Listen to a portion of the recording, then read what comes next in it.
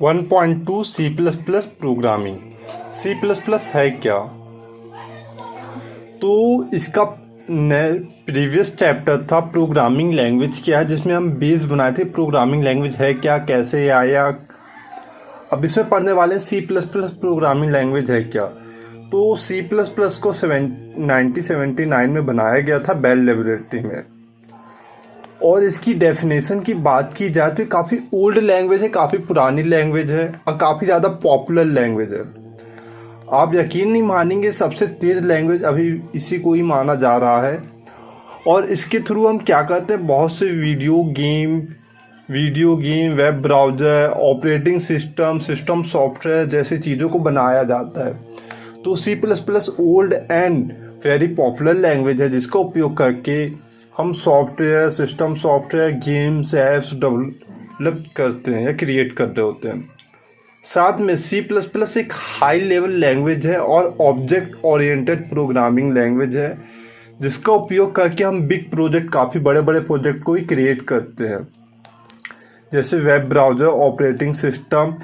ये सारी चीज़ें काफ़ी हाई होती हैं, इनको बनाना काफ़ी ज़्यादा कॉम्प्लेक्स होता है, तो इनके थ्रू इसको बनाया जाता है।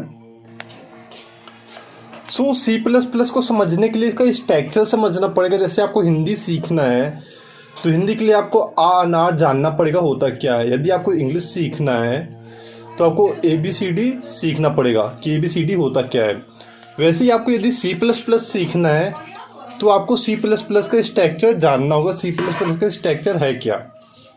तो सी प्लस प्लस का स्ट्रक्चर कुछ इस टाइप का दिख रहा होता है, जिसमें हैश इंक्लूड लिखा है।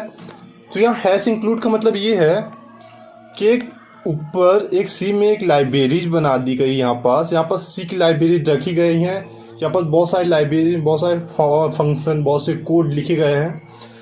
इंक्लूड करो यानी मेरे प्रोग्राम में हैज इंक्लूड नाम की जितनी लाइब्रेरीज हैं, जितने भी कोड हैं, वो सारे को इंक्लूड कर लो। फिर लिखा है यूजिंग नेम स्पेस स्टडी।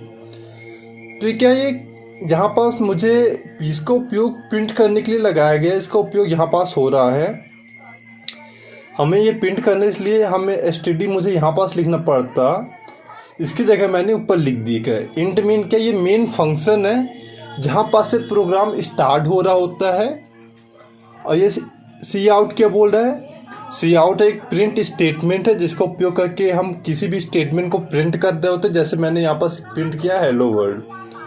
फिर लिखा रिटर्न 0, मतलब क्या बोल रहा है, हमारा प्रोग्राम कंप्लीट हो गया, अब इसको रिटर्न 0 कर दो, प्रोग्राम को ख़त्म कर दो। तो ये सी का पूरा स्ट्रक्चर था। अब बात करते हैं feature of C programming language. तो इसके फीचर में 2 पार्ट में डिवाइड किया हूँ। एक बेसिक फीचर जो है प्रोग्रामिंग लैंग्वेज में आपको मिल जाएगा, और एक एडवांस फीचर जो केवल सी प्रोग्राम में या कुछ एडवांस प्रोग्रामिंग लैंग्वेज में ही होते हैं। सी प्रोग्राम में बेसिक फीचर क्या है, सिंपल है ये।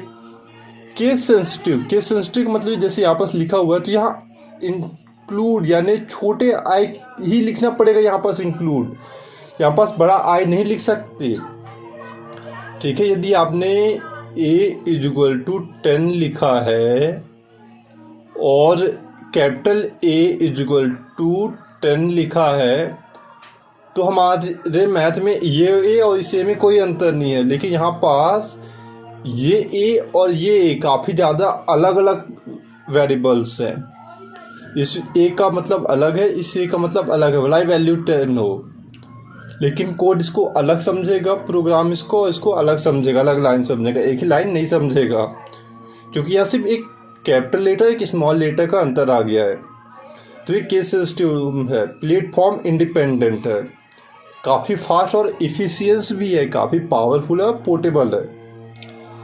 अब बात करते हैं एडवांस फीचर्स की। ये स्टैटिक टाइप प्रोग्रामिंग लैंग्वेज है, यानी यहाँ क्या होता है, जब स्टैटिक टाइप प्रोग्रामिंग लैंग्वेज का मतलब ये है कि यहाँ पर चेक नहीं कर रहे हो तो वेरिएबल को रन टाइम में, मतलब जब आप प्रोग्राम को रन कर रहे हो तो वेरिएबल को चेक नहीं करता। जब हमने ये A=10 B=10 लिखा, ये वेरिएबल्स होते हैं। ये वेरिएबल को कब चेक करता है, कंपाइल टाइम में, यानी रन टाइम में वेरिएबल को चेक ना करके बल्कि कंपाइल टाइम में वेरिएबल को चेक करना, इसे स्टैटिक टाइप प्रोग्रामिंग लैंग्वेज कहते हैं। ये कंपाइलर बेस्ड प्रोग्रामिंग लैंग्वेज है।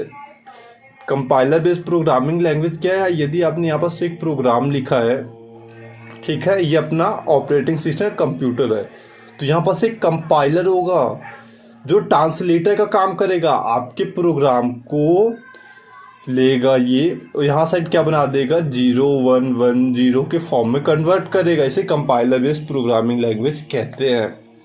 ये जनरल पर्पस प्रोग्रामिंग लैंग्वेज है। जनरल पर्पस का मतलब इसका उपयोग हर कोई करता है। इसका उपयोग करके ऑलमोस्ट सभी टाइप के सॉफ्टवेयर्स बन रहे होते हैं, सभी टाइप के ऐप्स बन रहे होते हैं।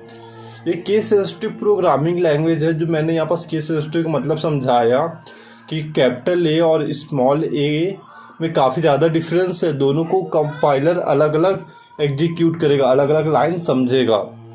ये ऑब्जेक्ट ओरिएंटेड प्रोग्रामिंग लैंग्वेज है। ऑब्जेक्ट ओरिएंटेड प्रोग्रामिंग एक प्रोग्रामिंग लैंग्वेज का कोर होता है, एक जान होता है, ठीक है, एक दिल की तरह, ह्यूमन दिल की तरह। यदि एक प्रोग्रामिंग लैंग्वेज ओप्स की कॉन्सेप्ट नहीं है, ऑब्जेक्ट ओरिएंटेड प्रोग्रामिंग लैंग्वेज के कॉन्सेप्ट नहीं है, तो उसमें आपको काफ़ी ज़्यादा फीचर्स उसमें आपको नहीं मिल रहे होंगे।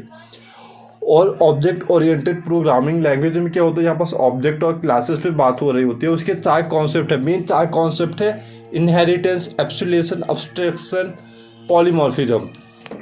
ये 4 फीचर को हम आगे काफ़ी ज़्यादा डीपली पढ़ रहे होंगे और ये सबसे ज़्यादा इंपॉर्टेंट टॉपिक है। यदि मुझे इसको स्टार दे रहे हो तो मैं इसको 6 स्टार दूंगा।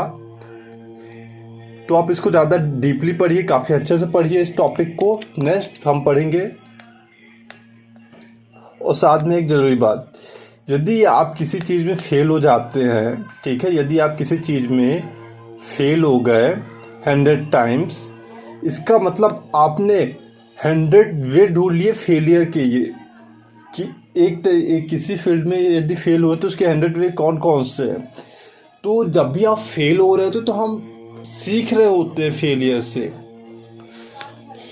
तो न्यूटन ने जब बल्ब की खोज की थी तो उन्होंने 1000 बार बल्ब गलत बनाया था, यानी वो जानते थे कि 1000 बार ये गलती अब मुझे नहीं करनी है, ठीक है। तो ऐसे यदि आप किसी चीज़ में फेल होते तो आप उस तरीके को खोजें कि ये गलती अब मुझे नहीं करनी है, अब मुझे और इम्प्रूव करना है।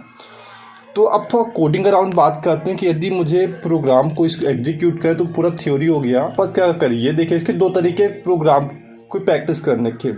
पहला तरीका अपने सिस्टम में इंस्टॉल करिए, उसका एक तरीका मैं बता दूंगा। एक दूसरा तरीका होता है ऑनलाइन कंपाइलर।